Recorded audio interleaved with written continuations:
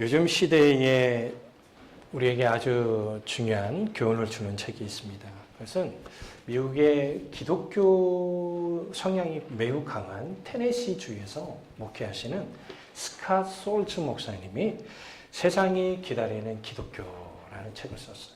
예. 여러분들 지금 여러분 눈에는 이렇게 잘 안 보이시겠지만 이 책 제목 말고 이 가운데 이렇게 한 줄 좀 보이시죠? 하얀색으로. 예. 여기에 뭐라고 써 있냐면 1세기 그리스도인들처럼 세상을 감동시키다. 1세기 그리스도인들처럼 세상을 감동시키다. 그런데 여러분 이 책 뒤쪽으로 넘어가 보면 어떤 이야기, 우리 뒤에 표지 이렇게 그림 이미지이기 때문에 이렇게 바꿀 수는 없잖아요. 뒤에 보면은 인도의 마하트마 간디라는 말을 거기다 써놨어요. 여러분 한 번쯤 여러분 들어보셨는지 모르겠지만 간디가 이런 말을 했습니다. 우리 한번 읽어볼까요? 그리스도는 좋지만 그리스도인들은 싫다. 그리스도인들은 그리스도를 너무 안 닮았어. 간디는 힌두교 신자죠. 예수 그리스도는 좋은데 예수 그리스도를 믿는 그리스도인들은 별로 좋지 않대요. 왜요? 예수 믿지만 예수를 너무 안 닮은 거예요. 여러분 이 인도의 아주 유명한 이 간디는요 비폭력적인 어떤 투쟁을 했던 분이에요. 이분의 이런 영향력은 전 세계 여러분들 10월 2일 날이 되면 국제 비폭력의 날이 제정될 정도예요. 요즘 우리나라가 탄핵을 찬성하든 반대하든 그런 개인의 생각과 뜻이 있기 때문에 제가 설교 강단에서 그게 맞다 틀리다 말할 수는 없지만 사순절 기간에 여러분들 우리 교회의 본래의 모습이 무엇인지를 좀 한번 말씀을 통해서 살펴봤으면 좋겠습니다. 본문의 말씀이 현 시대 우리 모두가 예수를 믿는 그리스도인으로서 따라야 할 아주 중요한 신앙의 삶의 모습을 말씀하고 있습니다. 여러분이 이런 삶을 살아갈 때 우리 주님이 우리에게 참된 안식을 주시겠다라고 얘기하세요. 성경은 여러분 약속된 말씀이 굉장히 많죠. 이렇게 하면 이렇게 한다라는 이런 약속의 말씀이 많습니다. 우리 주님께서 우리 모두에게 이 시간에 이렇게 얘기합니다. 수고하고 무거운 짐지자라 다 내게로 오라. 여러분 우리 주님께서 이 말씀하셨던 이유가 무엇이냐면 당시의 종교인들 때문에 여러분 사람들이 무거운 짐을 짊어진 채 살아갔어요. 특히 당시에 바리새인들이 있었습니다. 여러분 바리새인들이 강요한 율법이 몇 개냐면 613개입니다. 모세오경을 통해서 613개를 만들어냈는데 뭐뭐 하라라고 되어 있는 이 율법이 248개, 뭐뭐 하지 말라라고 되어 있는 게 365개입니다. 여러분 이 말씀을 여러분 제정한 이유는 무엇입니까? 우리 밑에 빨간 글씨가 있으면 여러분 좀 같이 한번 읽어볼까요? 시작! 결국 63개의 율법의 상적인 의미는 1년 내내 말씀을 묵상하고 실천한 일에 온 마음과 온 몸을 다해야 한다는 거예요. 맞는 말이죠? 맞는 말이에요. 그런데 유대인들이 과연 이들이 율법에 대해서 철저히 했지만 과연 그들이 율법을 지켰는지 오늘 말씀을 통해서 한번 살펴볼 필요가 있습니다. 바리새인들을 포함한 유대인들은 자신들이 하나님과 율법에 대해 어느 누구보다도 진지하게 받아들인다고 또 지킨다고 생각했던 사람들입니다. 그런데요, 우리 주님께서 그들에게 어떤 말씀을 하셨냐면 위선자들아, 외식하는 자들아. 여러분, 하나님의 말씀대로 살아간다라고 하는 자들에게 우리 주님께서 뭐라고 했다고요? 위선자들아, 외식하는 자들아. 이게 좀 뭔가 말이 안 맞는 것 같잖아요. 심지어 우리 주님께서 마태복음 12장 33, 37절에 이런 말씀하셨어요. 우리 세 번역을 한번 읽어볼까요? 자, 같이 읽어봅시다. 시작. 나무가 좋으면 그 열매도 좋고 나무가 나쁘면 그 열매도 나쁘다. 그 열매로 그 나무를 안다. 독사의 자식들아, 너희가 악한데 어떻게 선한 것을 말할 수 있겠느냐? 마음에 가득 찬 것을 입으로 말하는 법이다. 선한 사람은 선한 것을 쌓아두었다가 선한 것을 내고 악한 사람은 악한 것을 쌓아두었다가 악한 것을 낸다. 내가 너희에게 말한다. 사람들은 심판날에 자기가 말한 온갖 쓸데없는 말을 해명해야 할 것이다. 너는 내가 한 말로 무죄 선고를 받기도 하고 유죄 선고를 받기도 할 것이다. 아멘. 여러분 여기 보면 독사의 자식들아. 여러분 누가 여러분 교회 다니는데 여러분들에게 위선자요, 외식자요, 그것도 부족하고 독사의 자식아. 기분 좋겠습니까? 만약 우리가 여러분 목사로서 임직을 받는데 갑자기 사고가 일어나서 우리 남편은 외식자입니다. 위선자입니다. 독사 같은 사람입니다. 저는 목사임을 받는 걸 반대합니다. 이런 말을 한다면 기분이 어떨까요? 우리 주님께서 그들의 잘못된 모습을 보면서 이런 말씀하셨어요. 마태복음 23장 27절에 보면 화 있을진저 외식하는 서기관들과 바리새인들이요 회칠한 무덤 같으니 겉으로는 아름답게 보이나 그 안에는 죽은 사람의 뼈와 모든 더러운 것이 가득하도다. 이처럼 그들은 율법을 강요하여서 많은 사람들에게 삶의 짐을 지어주고 있지만 실상은 그들은 율법을 제대로 지키지 않고 있다는 뜻이에요. 또한 우리 주님께서 요한복음 7장 19절을 보면 모세가 너희에게 율법을 주지 아니하였느냐 너희 중에 율법을 지키는 자가 없도다 너희가 어찌하여 나를 죽이려 하느냐. 여러분 보면은 지금 서기관과 바리새인들 유대인들에게 지금 얘기하는데 지금 수많은 사람들이 있을 거 아니에요. 우리 눈에 봤을 때는 저 사람들은 말씀대로 살아간 사람들이에요. 교회에서 봤을 때 장로감이야, 권사님감이야. 저분은 목사님이 돼야 돼. 여러분 그렇게 칭송을 받는 사람들이에요. 근데 그 사람들 중에 율법을 지킨 자들이 하나도 없다라는 말씀입니다. 여러분 이것이 우리들에게 지금 적용돼야 할 말씀이에요. 우리 주님은 모세를 통해서 분명히 우리에게 율법을 주셨어요. 성경의 말씀을 우리에게 주셨습니다. 근데 우리 주님이 지금 우리 교회에 이런 말씀을 하고 있는지 몰라요. 너희들 중에 내 말을 지키는 자가 한 명도 없도다. 바로 여기서 우리 주님께서 이 땅에 오신 이유를 우리가 알 수 있어요. 봐요. 서기관들과 바리새인들, 특히 바리새인들은 율법에 대해서 1.1획이라도 틀리지 않고 그들이 지키려고 몸부림쳤어요. 근데 우리 주님은 그들에게 율법을 행하지 않았다고 책망하십니다. 그러면 여러분 바리새인들도 이런 노력을 하는데 하물며 우리들은 어떻겠습니까? 사도 바울은 고린도후서 5장 21절에서 이렇게 얘기하는 거예요.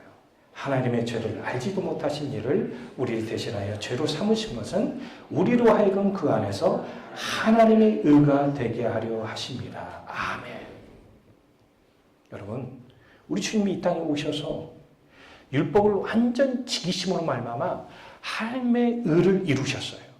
근데 이 의를 본인만 가지고 계시는 게 아니라 그분을 믿는 자들에게 의를 주셨어요. 그래서 여러분들 우리는 내가 잘나서 내가 착하게 살아서 내가 하나님 말씀대로 살기 때문에 하나님이 제정하신 의를 획득한 것이 아니라 예수님을 믿음으로 말미암아 하나님 앞에 의로운 자라 칭함을 받게 되었다라는 것입니다.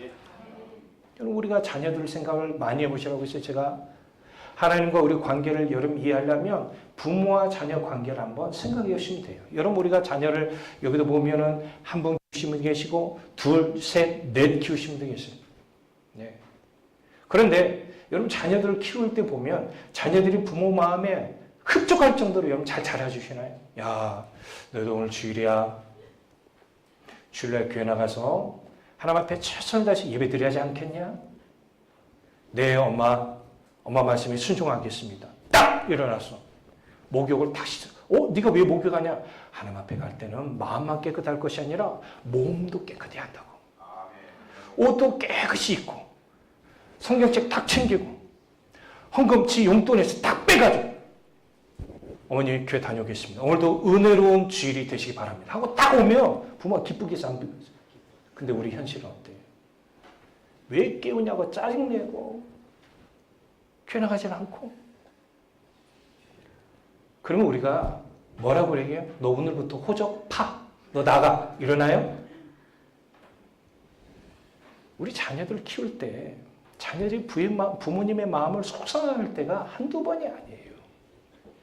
그런데도 부모는 자녀를 버리지 않으셔요. 사도 바울은 로마서 7장 5절에 이런 얘기하죠. 우리가 육신에 있을 때에는 율법으로 말미암는 죄의 정욕이 우리 지혜 중에 역사하여 우리로 사망을 위하여 열매를 맺게 하였더니, 아무리 우리가 주의 말씀을 가까이 하고 그 말씀대로 살아가려고 우리가 몸부림쳐도 그것이 내 의에 합당한 순종이 될 수 있다는 거예요. 그러다 보면 결국은 말씀의 본질에서 우리가 벗어나는 삶을 살아갈 수 있다는 거예요. 여러분, 사도 바울이 이런 말을 하고 있지만 사도 바울이 전에 어떤 사람이었습니까? 그는 예수를 믿는 사람들, 지난주에도 제가 말씀드렸죠? 증오했어요. 예수님을 믿는 사람들을 증오했어요. 스데반을 죽이는 데 있어서 앞장섰던 사람 아닙니까? 그는 매우 폭력적이에요. 말도 거칩니다. 왜요? 그는 율법을 문자적으로 지키는 게 중요했지, 사람들에게 어떤 모습을 보이는 거는 별로 중요하지 않았어요. 지금 우리 한국교회가 이런 모습을 가지고 있는지 몰라요. 신앙생활 열심히 하는데 자녀들이 부모를 보면서 나 신앙생활 하고 싶지 않다라고 이야기하는 애들이 의외로 많아요. 북한을 한번 예를 들읍시다. 어렸을 때부터 철저하게 김일성, 김정일, 김정은 주체사상 속에 그들은 살아오고 있습니다. 죽을 때까지 그 사상이 맞는 것인 줄 알고 살아요. 결국 그들은 얼마나 불쌍한 삶을 살고 있습니까? 그러나 그들은 실상은 자신들이 잘못된 삶을 살고 있다고 지금 알아요, 몰라요? 요즘은 조금씩 아는 사람들이 많이 늘어나고 하지만 몰라요.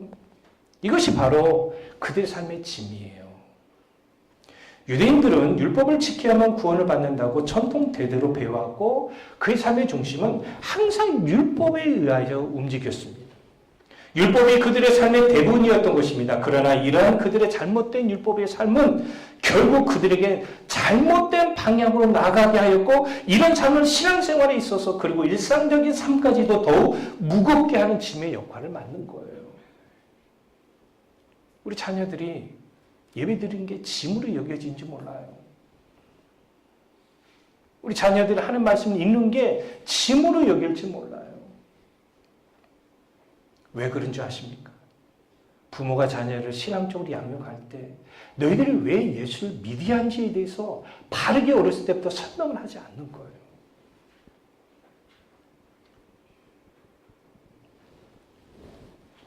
사랑하는 성도들이요, 우리가 아무리 신앙생활 열심을 다한다 하더라도 우리도 잘못하면 말씀의 본질에서 벗어날 수 있다는 거예요. 율법을 행하는 거 중요해요. 말씀대로 행하는 거 중요해요. 근데 우리 주님은 요한복음 13장 34절에 우리에게 이런 얘기하셨어요. 새 계명을 너희에게 주노니 서로 사랑하라. 내가 너희를 사랑한 것 같이 너희도 서로 사랑하라. 이것을 나중에 사도 바울이 깨달았던 거예요. 내가 율법을 지키는 일은 열심을 다했지만 내가 본질적으로 사람을 사랑하고 하나님을 사랑하는 삶이 아니었구나. 그래서 로마서 13장 10절에 뭐라고 얘기합니까? 사랑은 이웃에게 악을 행하지 아니하나니 그러므로 사랑은 율법의 완성이니라. 아멘. 여러분, 예수 그리스도 믿는 사람들은 배려의 사람이에요. 여러분, 우리 교회 지금 이 앞에 강단에 보면 뭐가 있어요? 뭐가 있어요? 앞에 지금 뭐가 있어요? 드럼이 있어요, 드럼.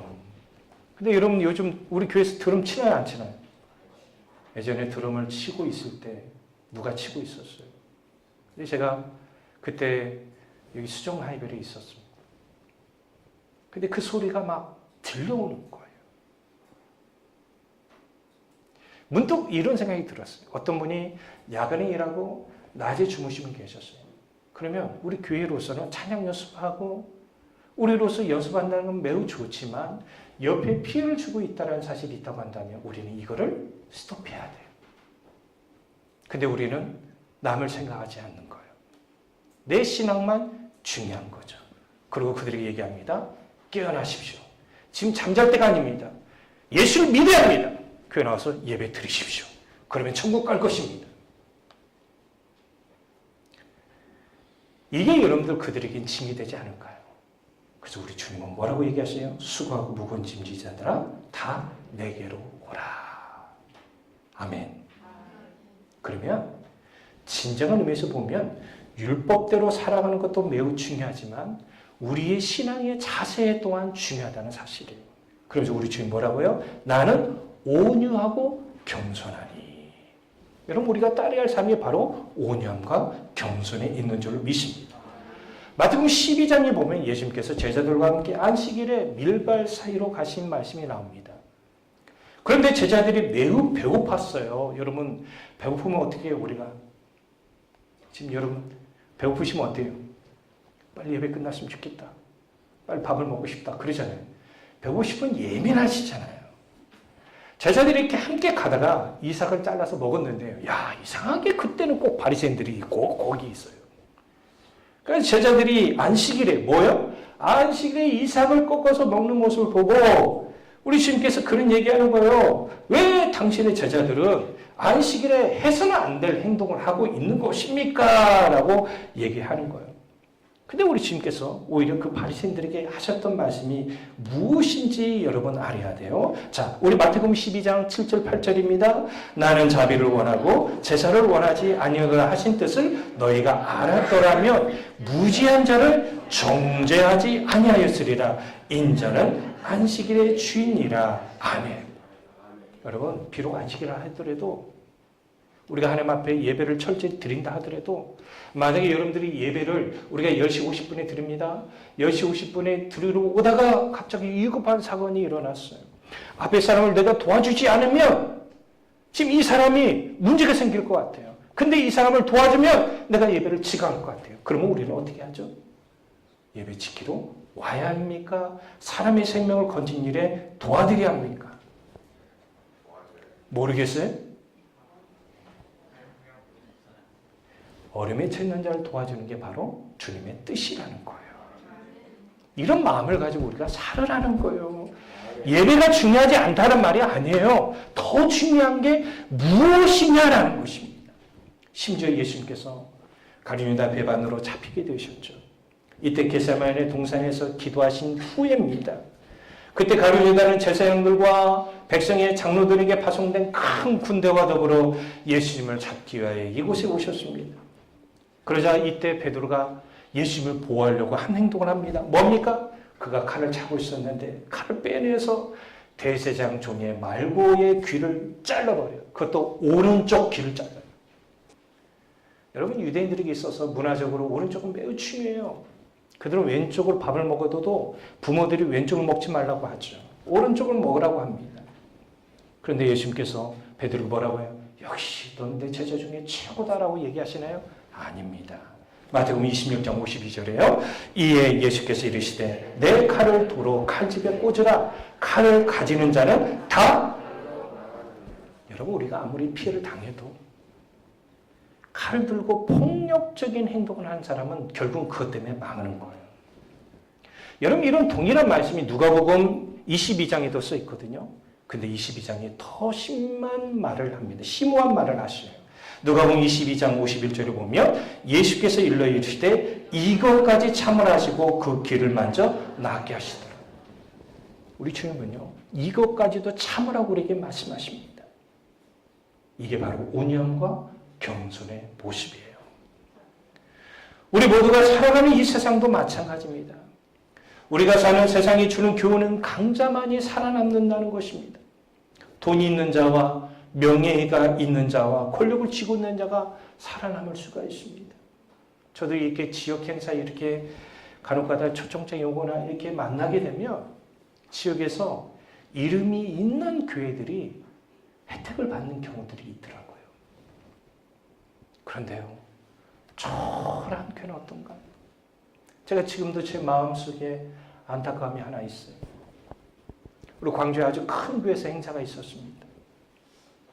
그런데요, 우리 봉고차를 타고 가신 목사님, 제가 그 목사님과 함께 갔는데 봉고차를 절대 대라는 거예요.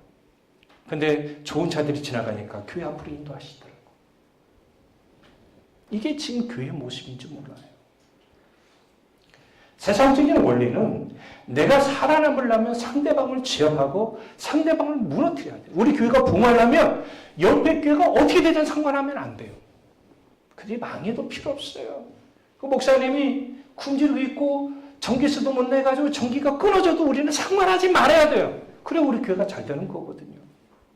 근데 희한하게도 우리가 주님의 뜻대로 살아가려면 왜 주님은 그런 모습들을 우리 눈에 많이 보여주실까요? 온유한 마음이 있기 때문입니다. 성경이 알려주는 온유한 자는 마음이 부드럽고 따뜻해서 행동을 친절하게 하는 사람을 말합니다. 제가 예전에 집을 가다가 운남동에서 한 할머니, 거기는 이렇게 니아가에 폐지 같은 거 이렇게 들고 할머니, 할아버지들이 이렇게 보이는데, 이분들이 횡단보도로 가시면 좋은데 횡단보도 아니라 그냥 거기까지 가기 힘드니까 걸겠죠. 그거 좀 위험하거든요. 그냥 끌고 그냥 가시면 다이렉트로 이쪽에서 여기까지 대로변이 아마 거의 10차로 될 거예요. 근데 청년 3명이 갑자기 뛰어가더만 이 할머니를 딱 끌고 도와주는데 제 그 모습이 얼마나 흐뭇하던지 제가 차 타고 가면서 계속 이렇게 쳐다봤어요. 여러분 이런 모습이 교회 모습이에요. 근데 우리는 가서 뭐라고 할머니! 거기 왜 있는 못해요? 그렇게 하면 위험해요. 죽어요. 장난하지 말고 할머니 괜찮으세요? 제가 도와드릴게요. 그리고 할머니 다음부터는 이렇게 가시면 위험해요. 건강하세요. 온유한자가 이런 행동을 하는 것입니다. 우리 교회 내에 온유한 마음을 가진 성도들이 많으면 교회가 하나가 되는 일은 어렵지 않아요. 분란이 있을 수가 없어요. 설사 의견 충돌이 있다 하더라도 금방 회복이 일어날 줄로 믿어요. 여러분 혹시 이 말을 들어보셨나요? 강한 치아보다 부드러운 혀가 더 오래 간다. 강한 치아보다 부드러운 혀가 더 오래 간다. 중국에 노자가 있었습니다. 상창이라는 스승에게 학문의 도를 배우고 있었습니다. 어느 날 상창이 늙어서 죽게 된 것을 안 노자는 스승을 찾아가서 이렇게 물어봤답니다. 사부님께서 세상 뜨실 날이 얼마 남지 않은 것 같습니다. 제게 마지막 가르침을 주십시오. 라고 부탁을 했어요.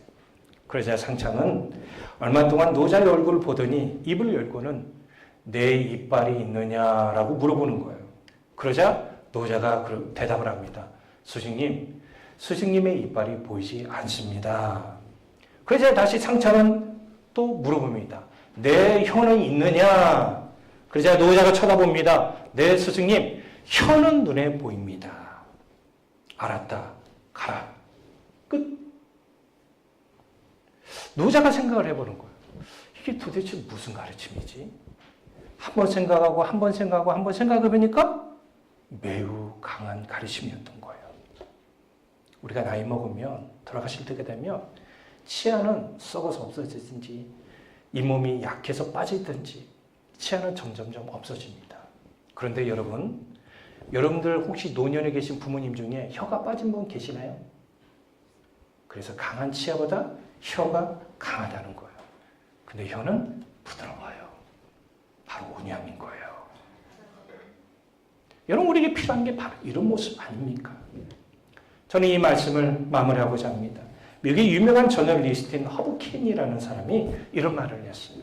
참 저는 이 말을 제가 쭉 읽고 난 다음에 얼마나 마음이 아픈지 몰라요. 거듭난 크리스천의 문제점은 두 번째 생에서는 더 큰 골칫거리가 된다는 점이다. 두 번째 생기가 뭐냐면 거듭난 사람이에요. 여러분 우리 인생은 처음에 부모로부터 태어나서 한 번 인생을 삽니다. 두 번째 인생은 뭡니까? 거듭난 거예요. 여러분 예수 그리스도를 믿고 거듭났다고 말하시는 분들이 많습니다. 많아요. 근데 제가 아까 얘기했잖아요. 제가 요즘 전에 사역했던 교회에 대학 청년들 애들에게 연락 한 명 한 명씩 하면서 너 지금 교회 다니고 있니? 라고 물어본다고 했죠. 근데 안타깝게도 상당수 아이들이 교회를 떠나더라고요. 근데 어떤 아이하고 얘기를 나누다 보니까 저한테 뜻밖의 말을 해요. 목사님, 제가 솔직하게 말씀드릴까요? 뭔데? 제가 교회를 떠난 이유는 저는 부모님이 있는 예수 믿기 싫어요. 여러분, 우리는 분명히 아셔야 돼요. 우리가 예수 믿고 거듭나면 거듭난 자의 삶은 분명합니다. 근데 그런데 교회 안에 거듭났다고 말하는 분들은 많지만 목사인 저조차도 거듭났다고 얘기를 하고 예를 들어서 목사 한테 봤는데 면접에 목사님 물어보는 거예요. 목사님, 아니 강사님 거듭났어요? 그럼 나는 목사 한 절 받아야 하니까 뭐라고 얘기하는 거예요? 근데 가정에서 맨날 싸우고 예수 믿는 자로서 해서는 안 될 말들을 하고 믿는 자로서 정말 본의 안 되는 그런 모습을 보이는 거예요. 여러분 정말 예수 안에서 여러분들이 거듭났다고 한다면 거듭난 자의 삶을 살아야 할 줄 믿어요. 이게 지금 굉장한 말 아닙니까? 거듭난 크리스천의 문제점은 두 번째 생에서는 더 큰 골칫거리가 된다는 거예요. 여러분 교회가 지금 한국 교회가 지금 거듭났다고 말하는 사람 많은데 지금 이 나라의 골칫덩어리를 지금 만들고 있지는 않습니까? 최근에 불신자를 만나서 얘기를 나누는데 예배를 끝나고 난 다음에 저한테 바로 질문하는 거예요. 목사님 교회가 이러도 되는 겁니까? 그분은 불신자예요. 불신자인데 잘 알더라고요. 왜 우리 한국교회가 이처럼 비판을 받고 있습니까? 저는 지금처럼 한국교회가 세상으로부터 비판을 받은 적이 없었다고 과감하게 말씀을 드리고 싶어요. 세상에 신뢰받지 못해요. 오히려 원불교보다도 더 신뢰받지 못하는 게 지금 우리의 모습입니다. 어쩌다 한국교회가 이렇게 평가를 받게 되었을까요? 세상이 바라보는 교회의 모습이 어떤 모습일까요? 우리 교회가 지금 한국교회가 세상의 온유와 겸손의 모습이 잘 보여지지 않고 있다는 뜻입니다. 제가 존경하는 영국의 마틴 로이드 존슨 목사님, 이분은 의사로서 세상의 성공과 권위와 명예를 충분히 얻을 수 있는 목사님에도 불구하고 영국 땅의 웨스트민스터 사원의 귀한 목사로서 일생을 드렸습니다. 이분이 이런 말을 했어요. 복음의 영광은 교회가 세상과 완전히 다를 때 세상을 강하게 끌어당긴다. 세상의 모습을 교회가 가지고 있으면 세상이 교회를 끌고 가는 거예요. 그런데 교회가 세상과 다른 점이 있으면 교회가 세상을 끌고 갈 수 있는 힘이 생기는 거예요. 그러니까 우리에게 더 필요한 모습이 뭐냐면 온유함과 겸손의 모습이 있어야 돼요. 상대방이 고의로 내 차를 박았다 하더라도 우리는 뭐 해야 돼요? 나가서 손가락질하고 짜증낼 것이 아니라 우리가 여러분 예수 믿고 살다 보면 피해를 당할 때가 참 많아요. 하지만 그런 가운데서도 우리는 온유함과 겸손한 자세를 가지셔야 하는 거예요. 이런 힘이 우리에게 있을 때 우리는 가정과 직장과 어느 곳에 가든지 예수 그리스도 안에서 귀한 영향력을 끼치는 귀한 공동체가 되어질 줄 믿습니다. 이런 힘과 능력이 그리스도 안에서 공급되어지기를 주 예수 그리스도의 이름으로 축복합니다. 기도합니다. 은혜로